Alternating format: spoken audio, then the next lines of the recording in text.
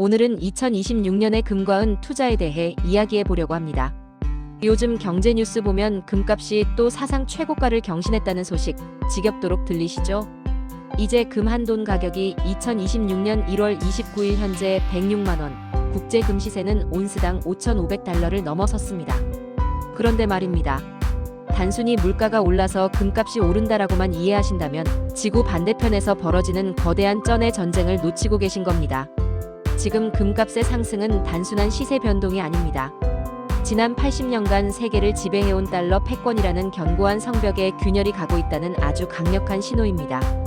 오늘은 달러 패권의 위기, 트럼프의 귀환이 가져온 글로벌 경제의 격변, 그리고 그 속에서 우리가 금과 은을 어떤 관점으로 바라봐야 하는지 2026년 현재의 시점에서 자세히 파헤쳐 보겠습니다. 먼저 큰 그림을 보겠습니다. 왜 전 세계가 갑자기 금에 집착할까요? 그 중심에는 달러에 대한 불신이 있습니다.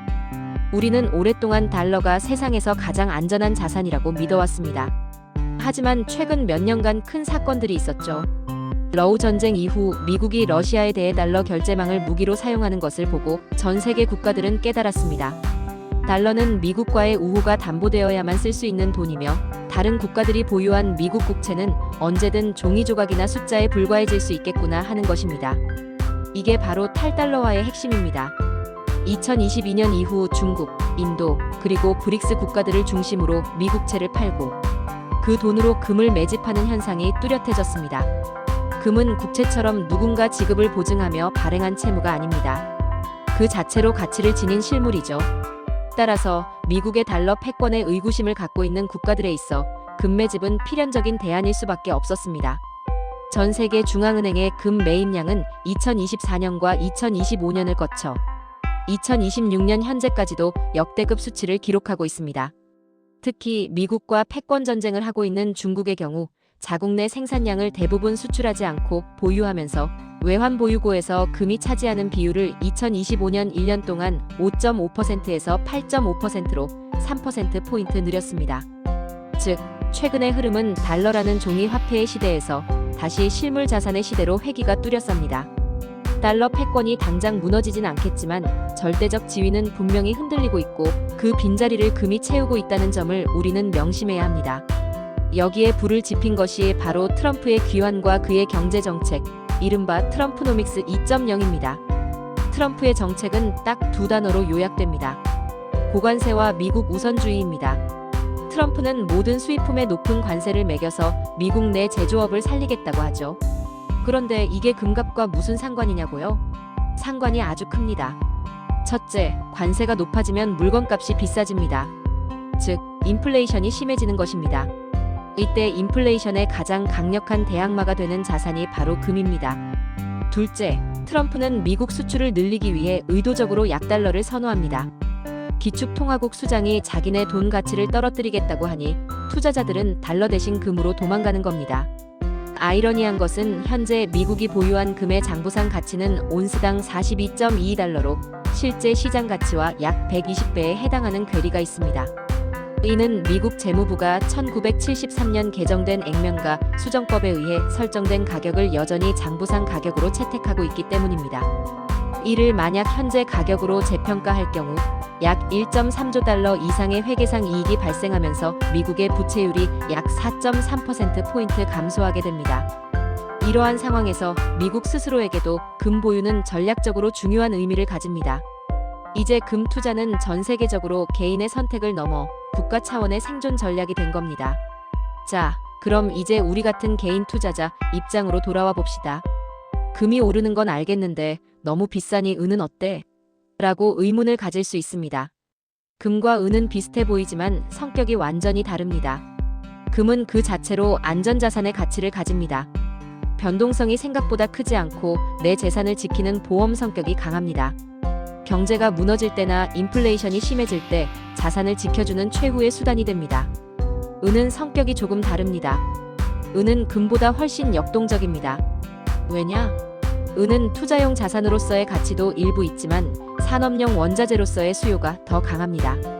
태양광 패널, 전기차, 그리고 최근의 AI 서버용 반도체에 은이 엄청나게 들어갑니다. 금은 가격이 오르면 수요가 줄지만 은은 산업 현장에서 반드시 써야 하기 때문에 수요가 쉽게 꺾이지 않습니다.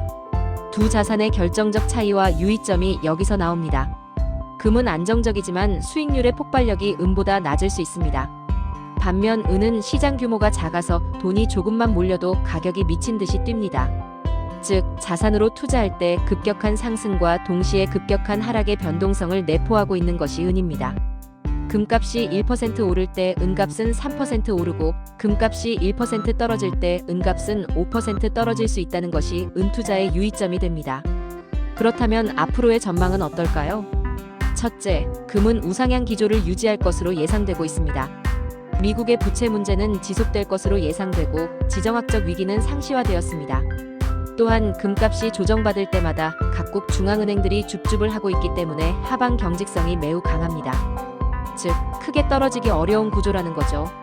2015년경 바닥을 찍은 금 시장의 슈퍼사이클상 현재의 상승은 7부 혹은 8부 능선 정도에 해당하며 여전히 최종 정점은 아니라는 분석이 지배적 분석입니다.